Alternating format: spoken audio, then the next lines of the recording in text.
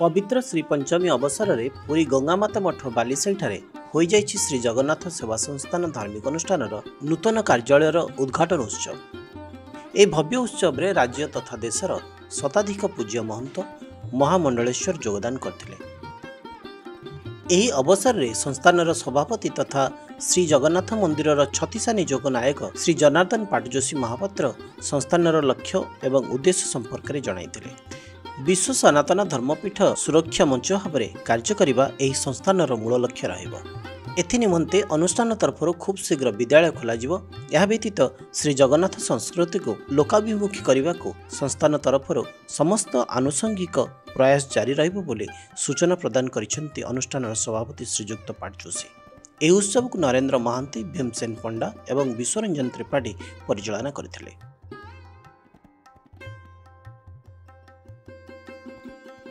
जय जगन्नाथ। श्री जगन्नाथ सेवा संस्थान एमती एक अनुष्ठान जो अनुष्ठान रे प्रभुंकर निज लोक मैंने एकाठी होती, खास करके जो मैंने सनातन धर्मर प्रचार प्रसार कर सहित रक्षक धर्मर जो माने रक्षक अनेक मठर महंत कहतु, अनेक साधुसंत कहतु, अनेक पूजक कहतु, से समस्त एकाठी होती गोटे महत उद्देश्य। से उद्देश्यटी हूँ केमिति जगन्नाथ संस्कृति समस्त पाखे पहुंचब, केमिति समस्ते निज धर्म को निज संस्कृति को सम्मान जणेबे।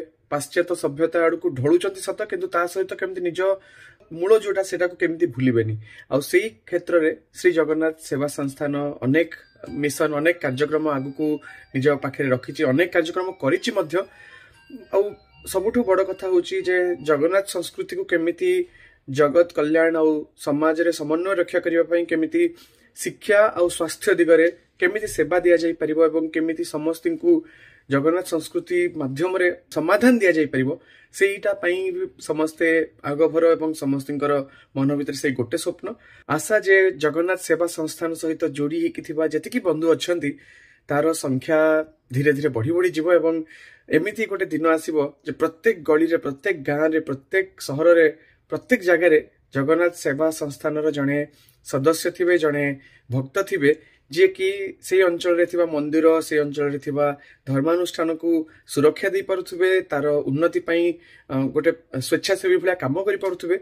आ अनेक किछि स्वप्न, अनेक किछि आशार सहित ई जगन्नाथ सेवा संस्थान रे समस्त जोड़ी हिचंती।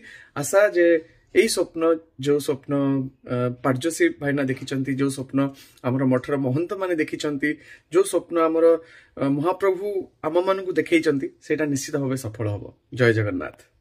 पुरीरू सिंहारी आलोक खुंटिया को रिपोर्ट, शाश्वत टीवी।